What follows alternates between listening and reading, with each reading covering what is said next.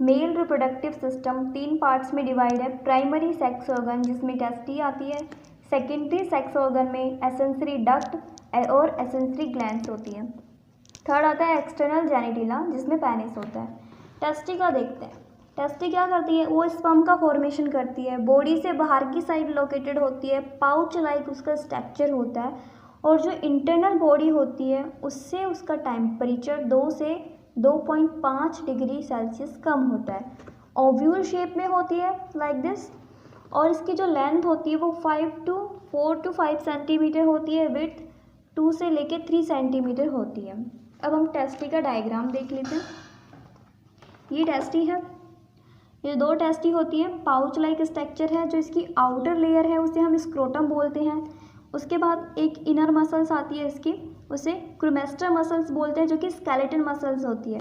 फिर उसके बाद में आती है डर्टोस, जो कि स्मूथ मसल्स प्रेजेंट होती है। ये दोनों मसल्स क्या करती है, जो ये टेस्टी है इसके टेम्परेचर को रेगुलेट करने में हेल्प करती है, ठीक है, इसकी टेम्परेचर को मेंटेन करके रखती है।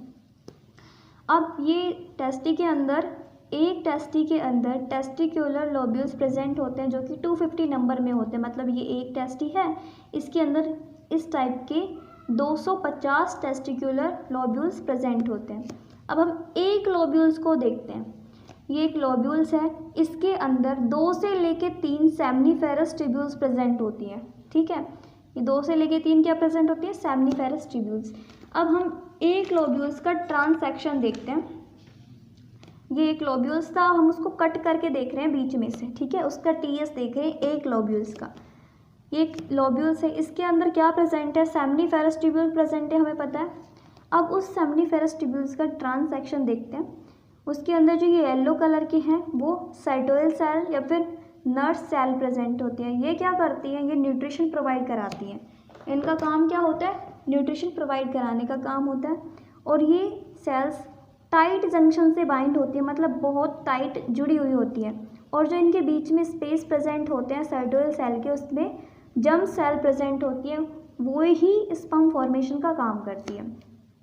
इसके अलावा जो सेमनीफेरस ट्यूब्यूल्स हैं, इनके अलावा जो यहाँ पे खाली स्पेस होता है उसे इंटरस्टिशियल स्पेस बोलते हैं, और उसके अंदर ये इंटरस्टिशियल सेल प्रेजेंट होती हैं, जिसे लीडिंग सेल भी बोलते हैं। ये इंटरस्टिशियल सेल क्या करती हैं, ये एंड्रोजन एक केमिकल रिलीज़ करती है, वो एंड्रोजन टेस्टोस्टेरोन केमिकल को रिलीज़ करता है, ठीक है। अब हम इसका थोड़ा फ्लो चार्ट पे देखते हैं। टेस्टी थी, उसके अंदर क्या थे, टेस्टिकुलर लोब्यूल्स 2 से 50। एक लोब्यूल्स के अंदर सेमिनिफेरस ट्यूब्यूल्स प्रेजेंट है, कितनी, 1 से लेके 3 नंबर। सेमिनिफेरस ट्यूब्यूल्स में 2 सेल्स होती हैं, साइटोइल सेल जो कि न्यूट्रिशन का काम करती है, किसको देती है न्यूट्रिशन, जर्म सेल्स को। और जर्म सेल्स क्या करती है, उसमें डिवीज़न होते हैं और वो स्पर्म की फॉर्मेशन करती है।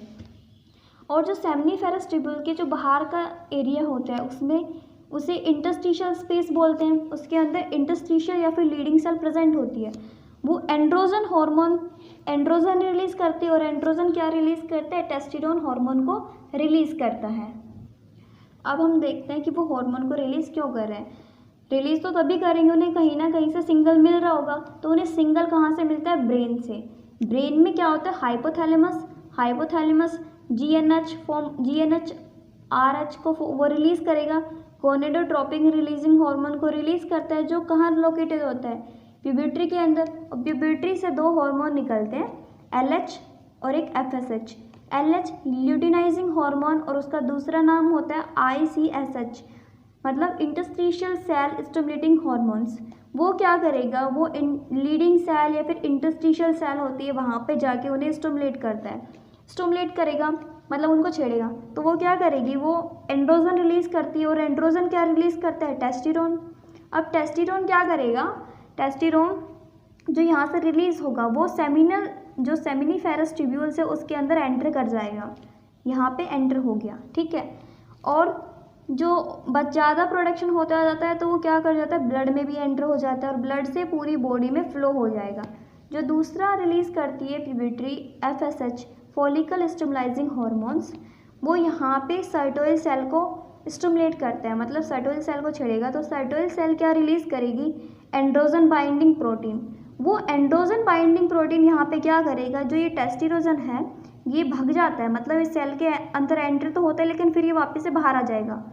तो इसको यहाँ पे बाइंड करने के लिए, पकड़ने के लिए androgen binding protein cytosol cell release करती है। और वो रिलीज कौन करवा रहा है? एफएसएच रिलीज करवा रहा है। तो एफएसएच का काम ही यही है कि वो टेस्टोस्टेरोन को इसके अंदर होल्ड करके रखे। किससे होल्ड करेगा? एंड्रोजन बाइंडिंग प्रोटीन की हेल्प से। ये यहाँ पे इसका वर्क होता है। अब हम थोड़ा इसको फ्लो चार्ट वे में देख लेते हैं। ये हाइपोथैलेमस है ब्रेन के अंदर, जीएनआरएच को ये रिलीज करता है। प्यूबिट्री के अंदर 2 हार्मोन प्रेजेंट होते हैं, एलएच में क्या होता है? लीडिंग सेल टेस्टोस्टेरोन को रिलीज करेगी। अब टेस्टोस्टेरोन रिलीज हो गया, रिलीज होने के बाद कुछ ये सेमिनिफेरस ट्यूब्यूल्स में चला जाता है और कुछ ब्लड के अंदर फ्लो हो जाता है। जब इसका ज़्यादा ये प्रोडक्शन हो जाता है तो ये प्यूबिट्री के अंदर जाने लगता है वापस से। तो ये प्यूबिट्री को सिग्नल देता है कि मतलब इसका प्रोडक्शन बहुत ज़्यादा हो गया, तो इसको स्टॉप करे। स्टॉप किसको करेगी? ल्यूटिनाइजिंग हार्मोन को, एलएच को स्टॉप करती है, जिससे कि ये सेल को स्टिमुलेट नहीं करता और ये हार्मोन भी रिलीज नहीं होता। ये ब्रेन को भी सिग्नल भेजता है, मतलब हाइपोथैलेमस को भी सिग्नल भेजता है टेस्टोस्टेरोन। नेक्स्ट क्या होता है कि जो एफएसएच है वो साइटोसिल सेल को स्टिमुलेट करता है, जिससे कि एंड्रोजन बाइंडिंग प्रोटीन तो रिलीज हो गई जो टेस्टोस्टेरोन को बाइंड करने में हेल्प करता है सेमिनिफेरस ट्यूब्यूल्स के अंदर। बट जो साइटोसिल है वो एक हार्मोन और रिलीज करती है, इनहिबिन का क्या काम है? ये बोलता है प्यूबिट्री के पास जाके कि जो प्रोडक्शन है वो एंड्रोजन का बहुत ज़्यादा हो चुका है, साइटोसिल सेल का आप बंद करो उसे। तो ये भी नेगेटिव फीडबैक को भेजता है।